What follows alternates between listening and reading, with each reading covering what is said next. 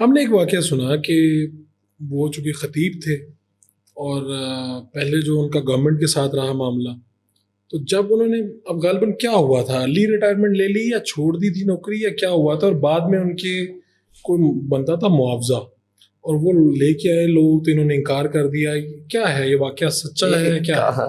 یہ واقعہ ایسے ہے کہ پہلے مشرف دور میں لوگوں نے مطلب سوشل میڈیا آیا اور باقی ساری چیزیں آئی، اللہ نے ایک اپنے بندے سے حجاب اٹھانا تو وہ بہانے بنے ساری چیزیں. لیکن وہ تو آپ کو میں آج بھی 1998 کی تقریر یا 2000 تقریباً تقریر سناؤں تو آپ حیران ہو جائیں گے کہ یہ شخص مشرف کے بارے میں یہ بات کر رہا ہے، اور سرکاری ممبر پر بیٹھ کر، شہاب المالی کے ممبر پر بیٹھ کر، جو سرکاری اوقاف کی مسجد، بڑی سخت مخالفت کی افغانستان پر اڈے دینے پر، اور ایسی گفتگو کی آپ حیران رہ جائیں.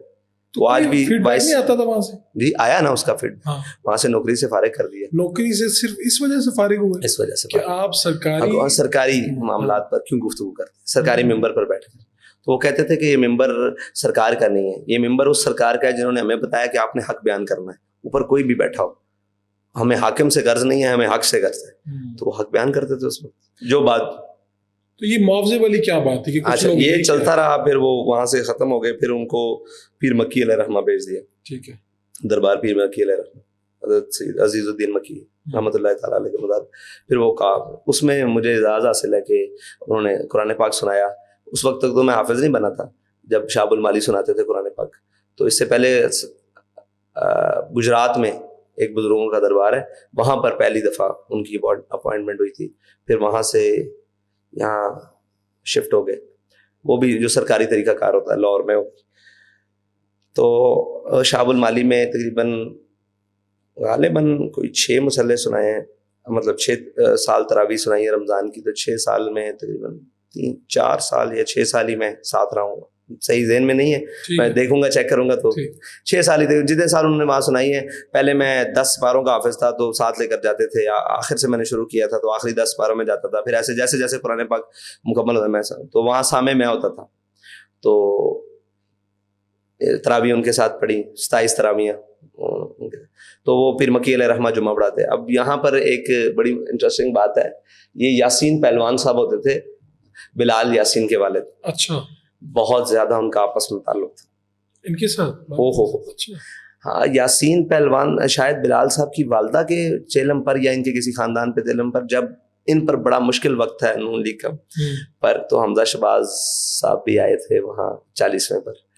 تو وہاں ان سب نون لیگ کی کریم بیٹھی ہوئی تھی. وہاں پر جو پھر ان کو انہوں نے بتایا، مشرف کا دور تھا کہ آج بھی باز آ جاؤ، یہ جناب بلا سبب بلا وجہ آپ کے اوپر یہ ساری چیزیں نہیں آئیں. آپ کے بھی کچھ یہ معاملات ہیں، سود والا معاملہ تھا، جو وجوہات آپ کے اوپر ساری بتائی. تو صاحب ظاہر ہے جب جو بندہ مشکل میں ہوتا ہے وہ تو کہتا ہے کہ ٹھیک ہے. پھر اقتدار آنے کے بعد چیزیں بدل جاتی ہیں. پھر جب اقتدار آیا نون کے پاس دوبارہ، غالباً 8 میں آیا پنجاب کا اقتدار، جی 8 میں آیا، تو وہاں بھی پھٹے چلتے رہے، لیکن یاسین پہلوان کھڑا ہو جاتا تھا.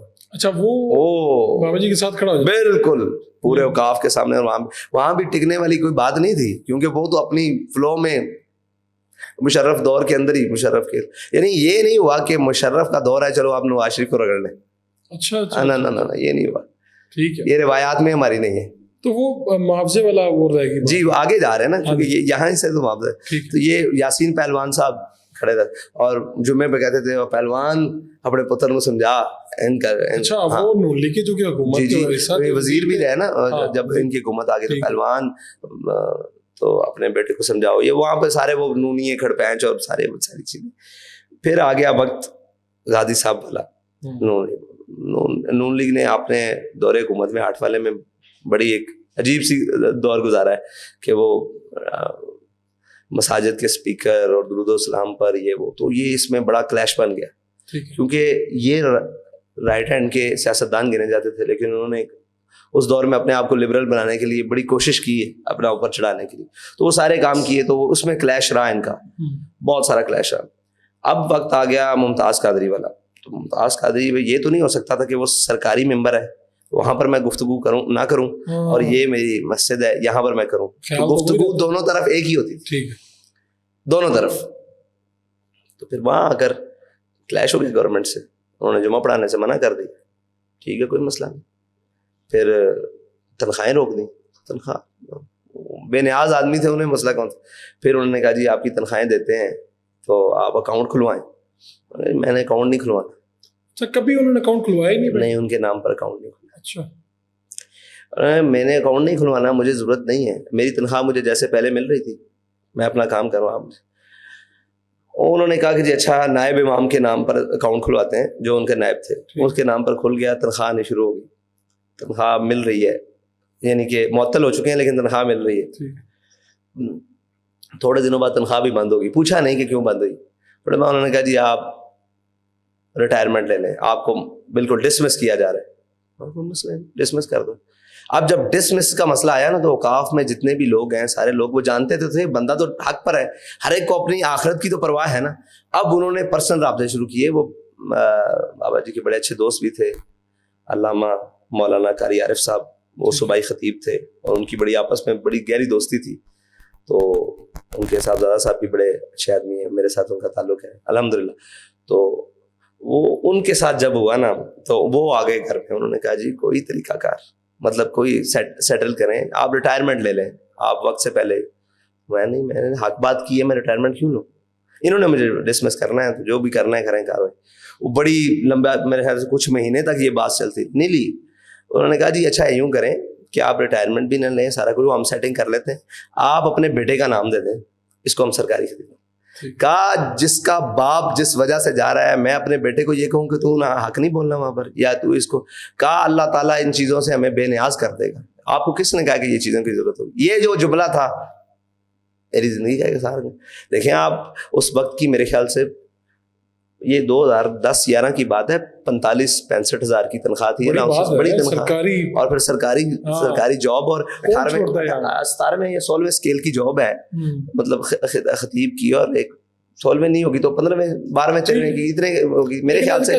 اچھی لوگ تو روتے ہیں اس کے لیے. تو نہیں ضرورت نہیں ہے. انہوں نے کہا اپنے بیٹے کا نام دے دیں. کہا اس کی ضرورت بالکل بھی نہیں ہے.